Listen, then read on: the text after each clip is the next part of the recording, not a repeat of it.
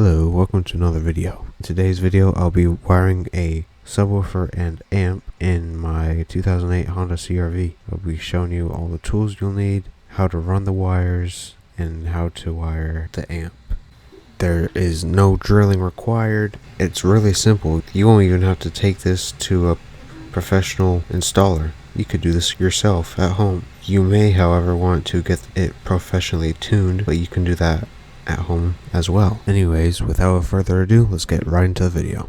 All the tools you'll need to install a subwoofer into your car. You'll need a 14mm or American equivalent socket on a ratchet, and whatever type of bolt you use to ground it, you'll need a socket for that, but since mine was 14, I only used 14. Even on the inline fuse, I used a 14mm socket to tighten it down. You'll need a knife of some sort to cut off the insulation on the wires.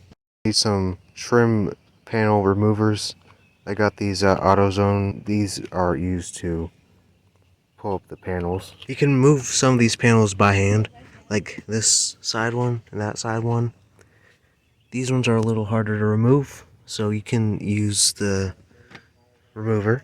And then when you pull this up and move it around to get the cables under, you're going to need to get this weather stripping back up.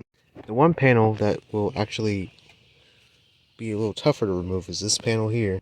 This little gap here, you can pry it up with the tool, and then you can work your way around and pull it out. You have to use a 1-gauge power cable for the power and ground. I'm using a 14mm bolt. Cover the head of this. I drilled a hole in under here previously. This just threads right into that hole. I threaded it in, and then I put a nut on the back to hold it in place so it doesn't come loose when the car's running. Now we can just put this back down.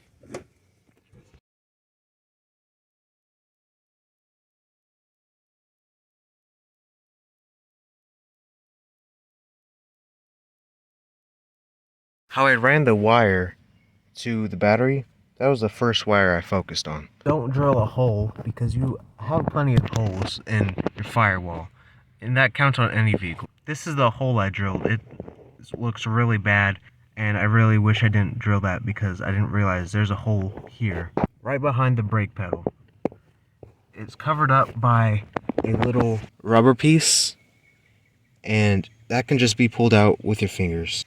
Behind this panel here with the gas cap and the hood, ran the wire on top of this piece here. You could run it behind it, but it's up to you. Back here is the carpet, and I pulled the carpet up a little just so I could get this tucked through. If I take this off, the cables will come out a little bit, and that's more of a hassle.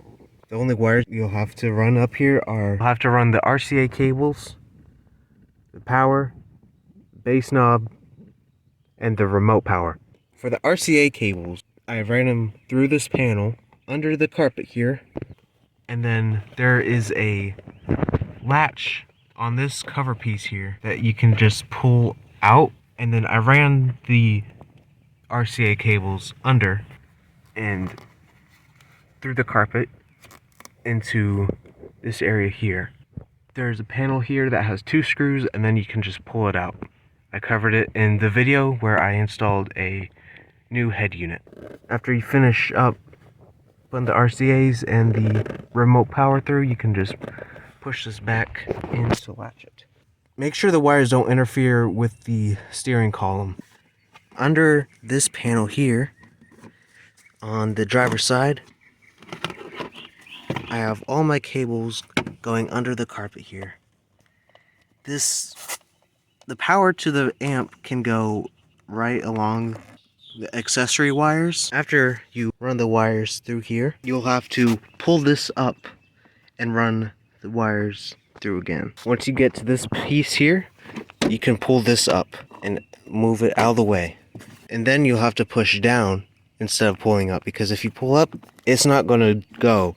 You'll have to push down so you can continue to run your wires. Running the power wire was a little more difficult. There is a little plastic knob blocking the way, so it ends up curling up. You'll have to go on this side, pull the panel up. You have to have this one off already. Pull this panel up and grab it and pull it through. Pull this seat up and go through these panels here. It doesn't matter which side you do. For the power, I recommend going under this piece here and turning and going under here. This carpet pulls up really easily. I like using that spot for the power.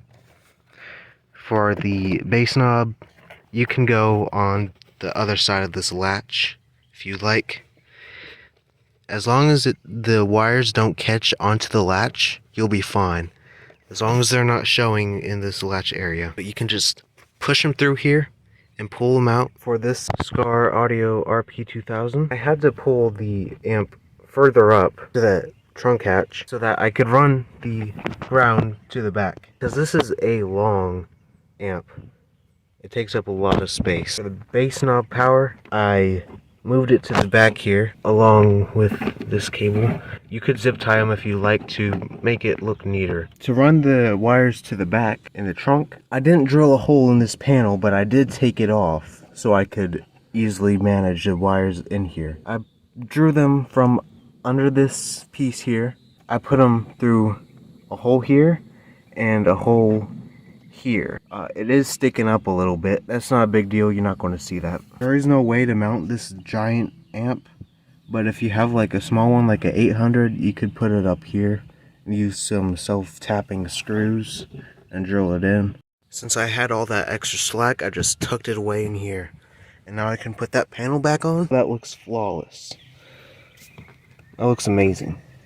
The wiring kits don't come with any heat shrink for the terminals, so I got myself some 0 gauge heat shrink from my local car audio place. I've already heat shrunk this one. I meant to take this off, but I didn't, but it's fine. It's on there, it's not going to move. I made this real nice, so this is definitely never going to come off.